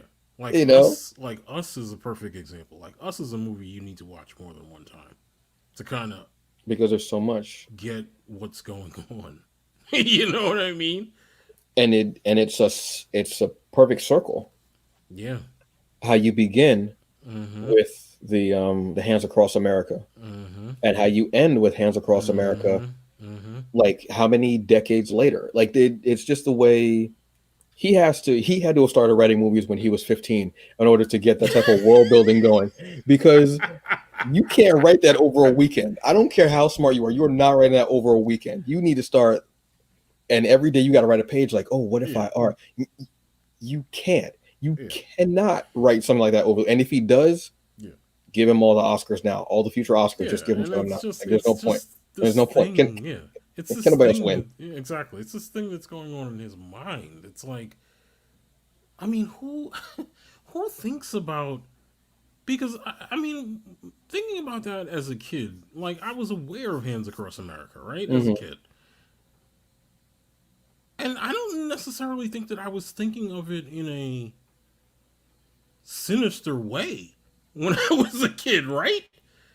But Well, for I him don't. to kind of take it in that direction in a way is just, Well, I don't think he was even thinking of it in a sinister way. I think he was just thinking of it in, because so many things in horror are so simplistic little things that you take mm-hmm, and just mm-hmm, drop them into this situation. He mm-hmm, just took that and dropped it into a situation that mm-hmm. happened to be a horror situation. Right, right. Because how many things? Because look at I don't know. What's something so simplistic that T Mm-hmm, mm-hmm, we all know. mm-hmm. I'm a huge tea man, Mm-hmm. and black is the standard. How like tea, Yeah. and you stir tea every. Well, I stir tea every Mm-hmm. day. Mm-hmm. Mm-hmm. Mm-hmm. I would never think of it. And that little clinking, Mm-hmm. who would have thought to make that such a frightening thing to black people Yeah. and the sunken place where when you hear it, you go, remember the memes and such where people were like taking their spoons and throwing them out the window? They're like, nope, Mm-hmm. not today. Not Mm-hmm. nope, ain't gonna be no tea up in this house. You nope, nope. You get them little plastic swizzles things, whatever. You ain't getting no cup. Yeah. Something like that. Yeah. So to take it's just regular everyday things, dropping them into these situations Yeah. and then creating them where they and excuse me, and then making them into these horror iconic moments, Yeah. honestly. Because when was the last time you thought about Hands Across America? Yeah. When was the last time you heard Hands Across Not America? not First until off, he brought it up. Yeah. exactly. Exactly. When Exactly. was the last time you heard of Chuds? Well, I think of it randomly every day Mm-hmm. because of something in high school. But Mm-hmm. I think of just even like the VCR tapes that he had. Mm-hmm. Mm-hmm. He has to go on the set and go, no, we need this one, hit this. Mm-hmm. All right, good, all right, good. Mm-hmm. Very hands on because he wants that vision to be there and so precise. Again, world building, storytelling. Tell me a story. He's keeping it simple, Mm-hmm. but in simplicity, there can be this intricate detail Yeah. that is wonderful. I would love to hear, I would love to like be a fly on the wall for a weekend wherever he writes and Mm-hmm. just listen to the ideas and how he pitches them. And does he pitch them to his wife first and go, hey, honey, let me say something? She's like, what? That doesn't Mm-hmm. even, is that how you felt when I brought you to my parents' house? Mm-hmm. Mm-hmm. Mm-hmm. That's crazy. So then it's good. Okay, cool. Mm-hmm. Who eats cereal like that? Who eats cereal like that? Mm-hmm. If I'm dating someone and you eat cereal like that, I gotta go. Mm-hmm. You are being ghosted. I gotta go. I And it, and this, ladies and gentlemen, we've already cut a trailer for a feature show yeah. about Jordan Peele. The simple when you can take something like eating cereal, mundane thing that you Yes. do. Yes. Well, Yes. again, but you do it. Cereal, milk. Some people do milk then cereal. Those people Mm-hmm. got something wrong with them too. But I'm gonna let that go. Mm-hmm. But if you are putting them in your mouth, first off, it. But there was something beautifully psychopathic about it that I can Mm-hmm. almost enjoy on a Hannibal kind of level. Mm-hmm. Mm-hmm. The scene is just because imagine you walking in and imagine you walk into a room and Mina's doing that. What's your first thing going to be? I gotta go. I know we've been together, but I got to go. Yeah. Antonio talked about this shit. I gotta go. Where's the spoon at? Like why? Like why would you do that? Why would you? Yeah. How do you even measure it up between the glass and the bowl? Like how do you even like? Yeah. I gotta go. I already called a lawyer. I was on speed dial. That's crazy. This guy. And you can't. You have to do a certain cereal to that. Another thing, you have to do a certain cereal to do that scene. No, I've definitely thought about this because that's the type of guy I am. You have to. You can't do like cornflakes with that. You have to have it be a cereal that's a loop. Mm-hmm. You have to Mm-hmm. either Fruit Loops or Cheerios or Honey Nut Cheerios or Banana Nut Cheerios or some amount of Cheerios. Yeah. You have to because it doesn't fit right if it's like a flake. It has to be that. Yeah. And it couldn't be anything like a puff or anything. The loop was perfect for it. See, little details like this are this is You're not getting this with any other podcast. You're not getting this with any other like God, you're not. I promise you, you're not. You're not. It's little things like that. Honestly, that's like me taking hot water, pouring it in my mouth, then putting a tea bag in there. Yeah. I wouldn't be mad if I had a significant other and they left me. I'd be like, you know what? Yeah, that was some great shit for you to walk into. My mouth's so burned. Yeah. But you had, that type of detail, that something little, you don't even think about it. It's just so. And he probably didn't think about it. He was just like, yeah, you know what, whatever one's on sale, whatever. I don't care, whatever. Mm-hmm. And it became this iconic thing of like, and she's sitting there just so, and she's got her earbuds, she's listening. and she's just and not drinking from the glass, but with the straw, which is so yeah. There's that of not wanting to leave the lips, the lip marks on this pristine glass using the straw, like take sucking it in and taking from there, similar to what she was doing with Chris too, because she wasn't leaving anything of their life together. She was just from the straw. It was very clean, very precise, very serial killer ish. And this conversation right Yeah, here is the yeah, magic of yeah. This is it. This is yeah. this is the magic not only of the fandom initiative, but this is the magic of, you know, the directors and the content creators that Antonio and I love. Jordan Peele. Like, we can have a conversation about Jordan Peele movies like this. We can have a conversation about Nolan movies that are deep, like deep things that he just kind of puts out there that people aren't really thinking about. But when you've seen the movie two, three, four, five times, you're like, did you see that? Did you see what he tried to do there? Did you see, Well, this is something that people missed here? Or, you know what I mean? like the funny thing is, I've only seen Get Out once because Well, yeah, because it honestly but does it's kind that of kind of terrify me. impactful. But it's that kind of impactful film the first Yeah, time you see it. like there's certain things, and when you play it in your head, you go like, "Damn, wait, it's just little stuff." Like, look, like I could go back to Airplane and just start picking apart stuff. Like, dude, Yeah, are you absolutely, fucking serious? absolutely. And the era that it was in, and you couldn't have that movie made now, Mm, but and it's on Netflix, by the way, mm, mm, and you can go back and watch it, and I'll howl laughing because there's nothing really. I shouldn't say that because I can't be the judge of what someone else finds offensive. That's mm, me having a mm, privilege and me being a dick. So I'm not mm, going to tell you to not be offended by something. That's not what I'm going to do. But there's so many things in that movie where when I first saw it, I was laughing so hard I couldn't catch the next three jokes. mm, mm, I've seen it mm, over I was about to say 1,000, over 100 times. I have mm, easily, mm, but I think that might be the first movie where I watched it and I saw so many intricate parts and it was comedy. That along with I'm Gonna Get You Sucker, those two movies, both mm, spoofs, mm, um, both done by brothers, mm, one figuratively but both literally. mm, Brothers meaning black folks, in case like anybody didn't catch that. mm. Um, and both being these movies that came out of nowhere, I wasn't really thinking about. Yeah.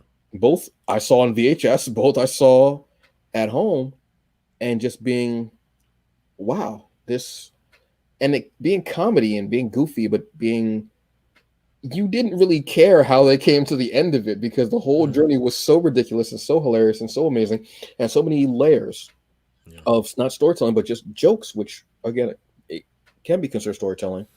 Yeah. It's just incredible. Yeah. Uh, that's why I say, give me a kiss. Keep it simple, stupid. Tell me a good story. Tell me a good story that I can be invested in, that I can care about, that I want to see over and over again. Like something like Memento, I've watched a couple of times, but it doesn't. Mm, I like it, but it's almost too much. mm, Where you give me something like Get Out, mm, where it's a lot but subtly. mm, Where with Memento, it's more jarring just because the character is being jarred. You're seeing things through their eyes, basically. You're getting all that jarred, but you're seeing what the character like when mm, Carrie Moss actually goes against what you think she is mm, as a mm. person Yeah. Yeah. Yeah. and uses um his memory um problems and such against him. Mm, She weaponizes his illness. mm, Are you fucking serious? mm. Trinity? Trinity? Really, Trinity? After everything we went through in the Matrix, after everything that Neo said, really? This what we doing? Mm, Really? So we're not running up walls no more. We just tricking this man like just really? Yeah. mm, mm. Think you know somebody because you've seen him in a bunch of movies, but you don't know. For real. Yeah. Yeah. All right. So I mean that I'm sure some studio just watched that last 20, 30 minutes and is writing something now. Because obviously Yeah. look, just Cut the check. That's all I'm asking. Cut the check. That's it. That's it. I'm looking to. I love analyzing things and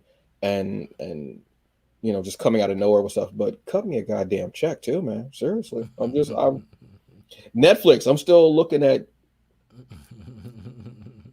G4 is coming back.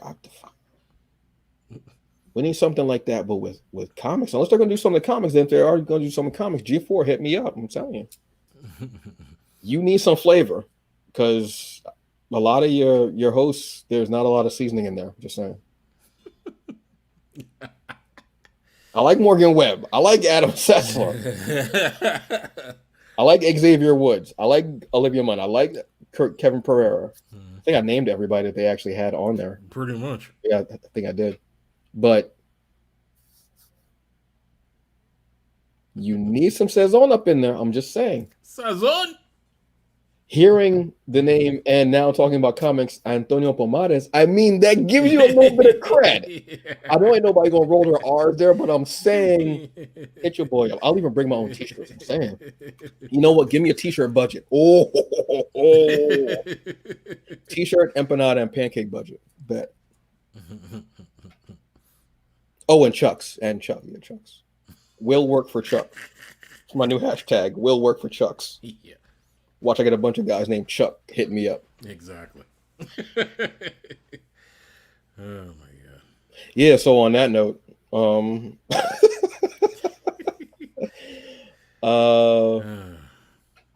the man across from me has been Michael, and is still, and he will be tomorrow.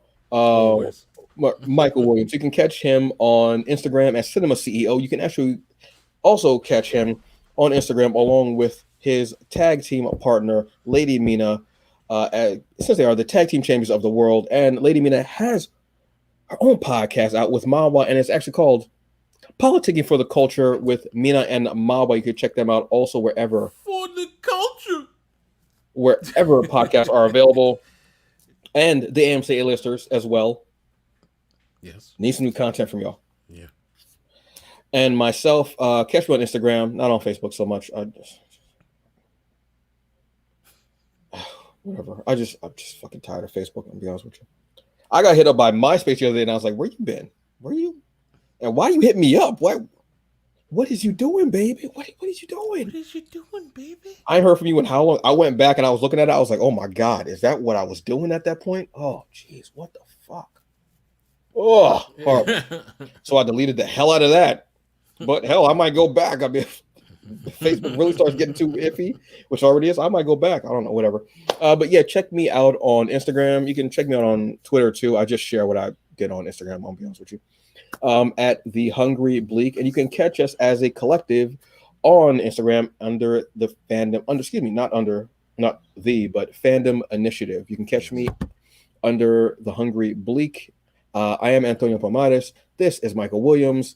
And thank you once again for allowing us into your homes, into your ears, into your eyes, into your minds, into your hearts. And sorry about all the penis talk earlier about Cyberpunk 2099. But I mean, that was just interesting as hell to me. I'm going to be honest with you. It's interesting. Cool. What have you. Thank you. Enjoy your day. Have a good one. Remember to like, share, subscribe, and keep turning those pages because your story is not over yet. Yes. Ladies and gentlemen, thank you. You all have a good one, and you have a good one, brother. You as well, brother. Yes, sir. Hungry.